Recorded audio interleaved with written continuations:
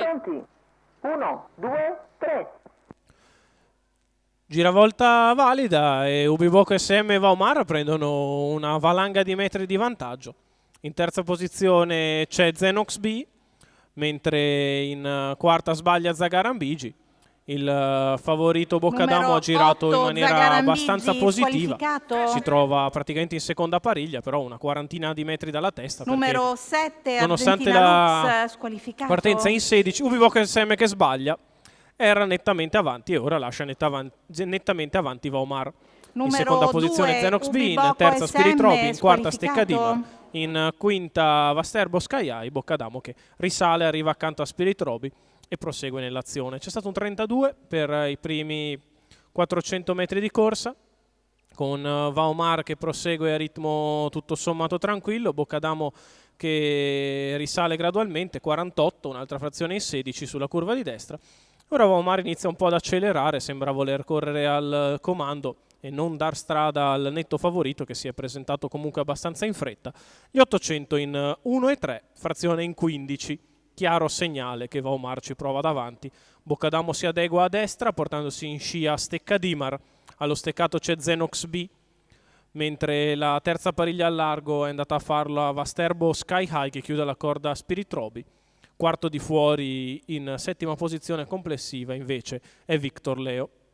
1,18,5 il primo chilometro. Vaumar al comando, Boccadamo al suo esterno. Poi Zenox B che fa fatica a tenere la posizione, scavalcato da Stecca Dimar, quindi Vasterbo Sky High cerca di liberarsi dalla corda invece Spirit Roby. È stato un 15 anche davanti alle tribune. Vaumar al comando, Boccadamo sempre alla sua destra, con in scia Stecca Dimar. La curva in 15 e 4.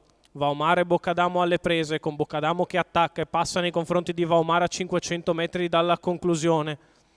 Mette via l'avversario e prova ad involarsi verso il traguardo quando siamo all'ultimo quarto di gara, il miglio in 2-3-1, 14,4 di frazione. Vaumar che si mantiene secondo su a Stecca Dimar, poi prova ad avvicinarsi anche Zonk di Girifalco quando siamo a 250 dalla conclusione, con il leader che guadagna margine. Boccadamo facile al comando nei confronti di Vaumar, poi a Stecca Dimar e Zonk di Girifalco che lottano per le piazze. Boccadamo che nel finale si distende e vince in maniera nettissima. Secondo è Vaumar, terzo a Stecca Dimar. 1,16,9 ragguaglio cronometrico, 14,8 a chiudere, 29,8 per gli ultimi 400 metri. Questo in numeri il facilissimo assunto di Boccadamo, Roberto Vecchione, Holger Ehlert per Raffaele Chiaro, alla proprietà del 5 anni da Ideale Luis, che ovviamente da declassato si mette a destra e passa facile nel finale. Corre bene comunque al secondo Vaumar, al terzo Stecca Dimar in numeri 18, 3 e 14 per il facile assunto in chiusura, per augurare a tutti un buon Natale da Boccadamo, favorito a segno Roberto Vecchione, Holger Ehlert, Raffaele Chiaro.